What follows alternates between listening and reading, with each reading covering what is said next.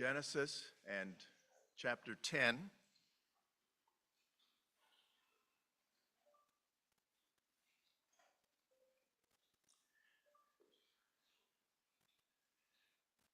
The initial verses in this chapter then follow the outcome of the flood that God brought of judgment upon the earth in the days of Noah.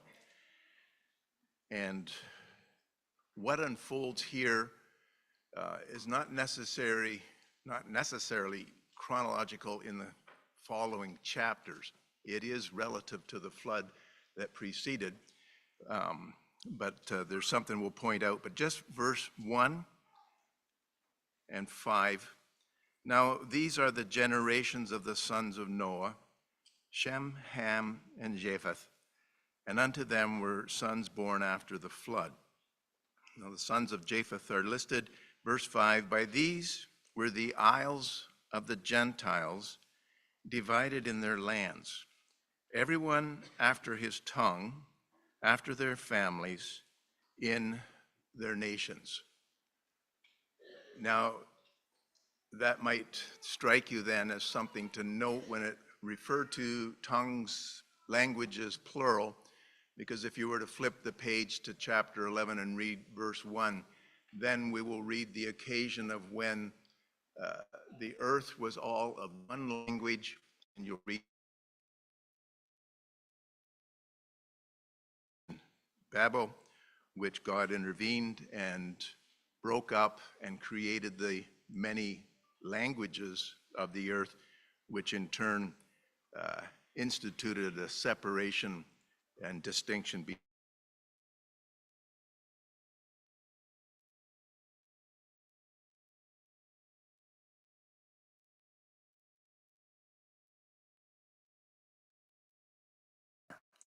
And so verse 5, just to emphasize it again, by these were the isles, the extended regions of the Gentiles divided into their land, everyone after his tongue, after their families, in their nations. You might just call that a preface to the outcome of the rebellion at Babel. Go to the last book of the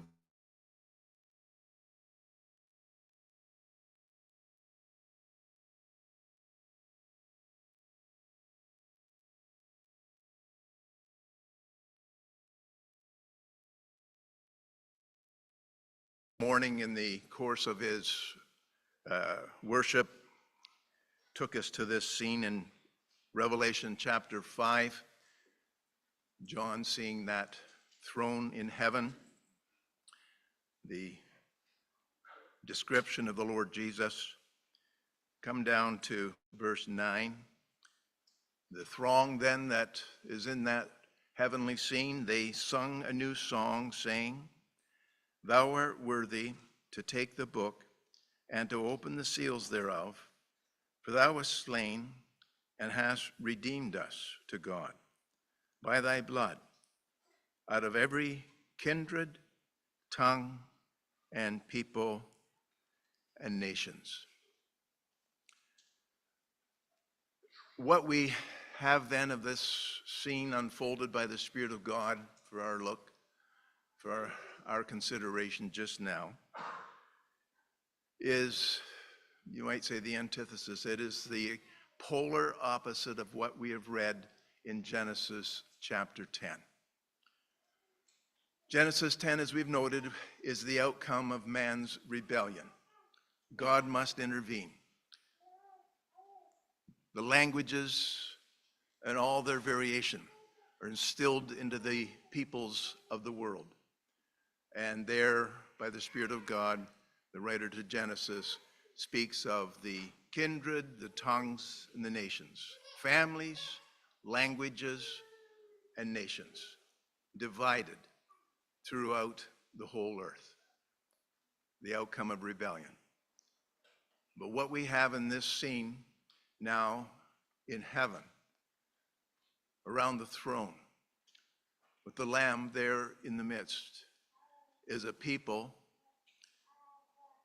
maybe I should say a company, one company, unified in harmony, but where Where are their roots?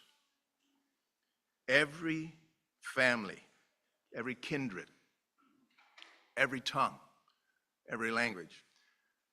Isn't it going to be interesting to get a few surprises when we get to heaven?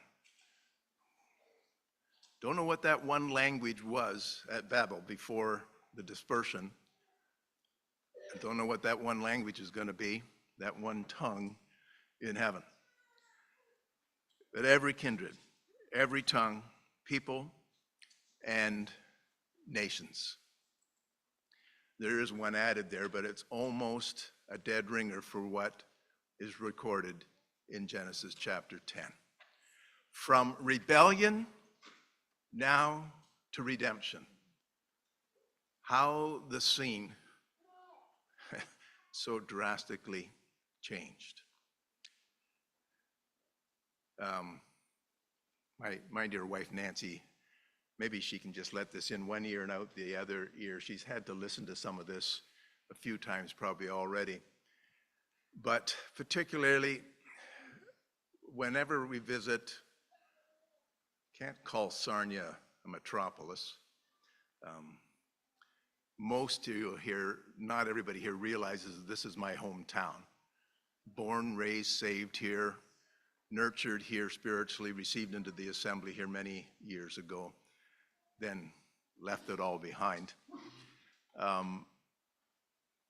Sarnia is not exactly a metropolis, but if you compare it to where Nancy and I live now, yes, it is. A few of you here have seen where we live now.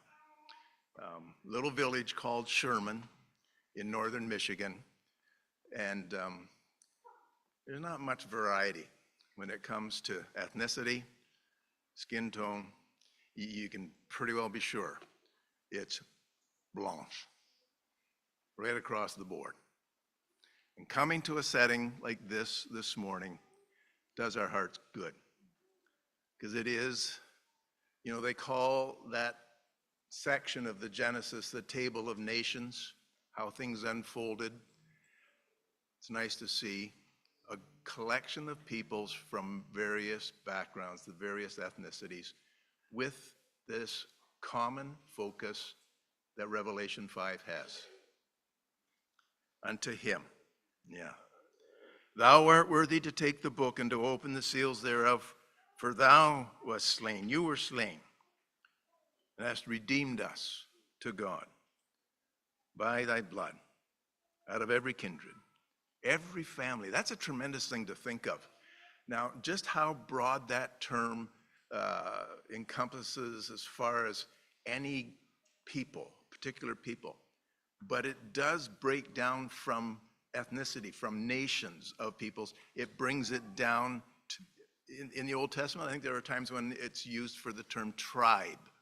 So you get that closer to home situation. And it's marvelous when you see how God goes at some time, some place, into a family tree, saves a soul, and then that thing just spreads.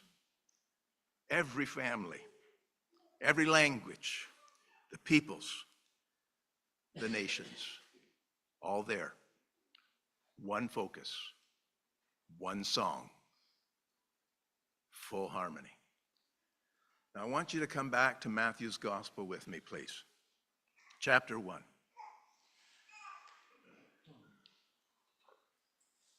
In Genesis chapter 10,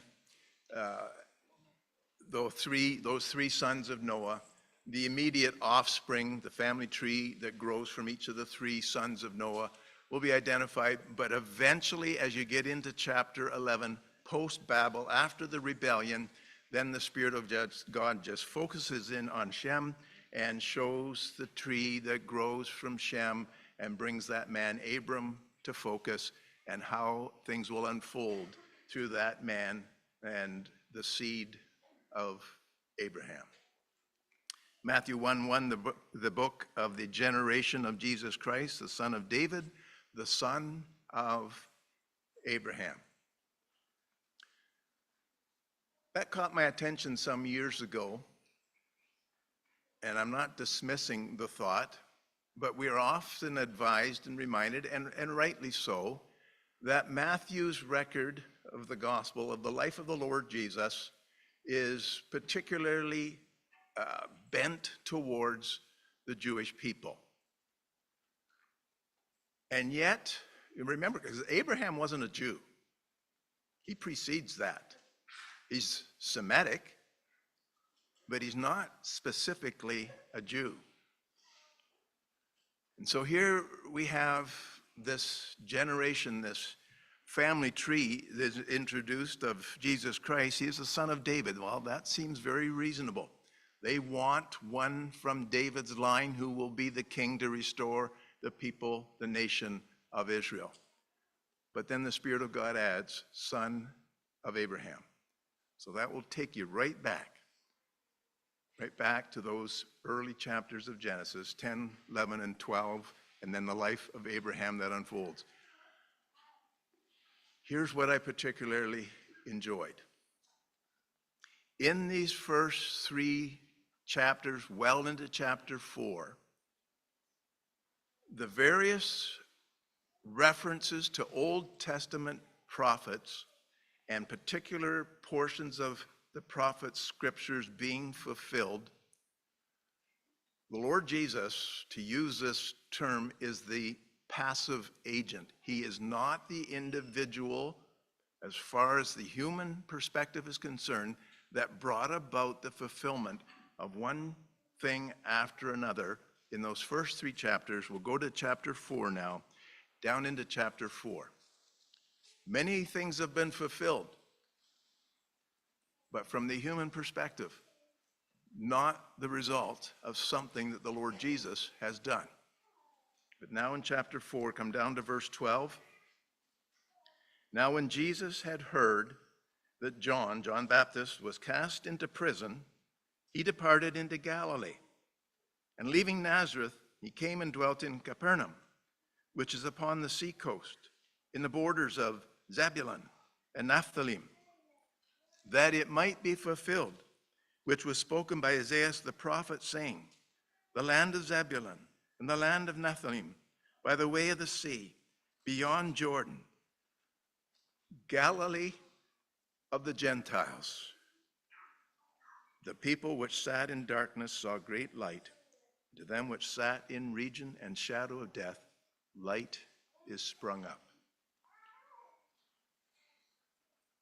This caught my attention years ago, and it amazed me. At the first thing that the New Testament, the Gospel of Matthew now, records that the Lord Jesus did that specifically fulfilled a prophet's words was in relation to Gentile people. Not the Jews, but to the Gentiles. Genesis 10 said, the isles of the Gentiles have been divided into these kindred, these families, these tongues, these nations. And you think, okay, the Gospel of Matthew, let's get to it. He's going there to his people, to his kindred, to his nation.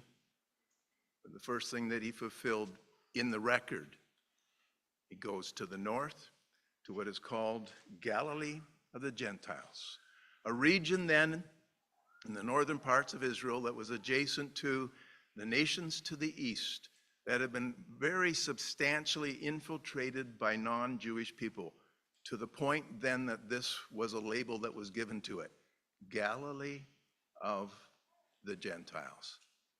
And it is to them, it says, they saw a great light, those that sat in darkness. Out there, the light has sprung up. The Lord Jesus has arrived. So between rebellion in Genesis 10 and the great consequence of redemption in Revelation chapter 5, we know what Revelation chapter 5 says and what we've heard this morning. What initiated it was this step of the Lord Jesus, to move out and to touch the peoples of every ethnicity, of every corner of the globe. And of course, those tremendous words. There it is. John 3:16. So loved the world. Dear brothers and sisters, we sat here together to remember this morning. Just a little foretaste, a look forward. We were reminded of that at the anniversary. Call it the reunion in Lakeshore yesterday, at the 150th anniversary at the Lakeshore Assembly. It was quite a reunion, mind you. I refer to a few individuals, a reunion of the old timers. My wife didn't like that label, but be that as it may, just a little picture, and we were encouraged. Yes, we can look back, but let's look forward. Let's look forward. It is until he comes.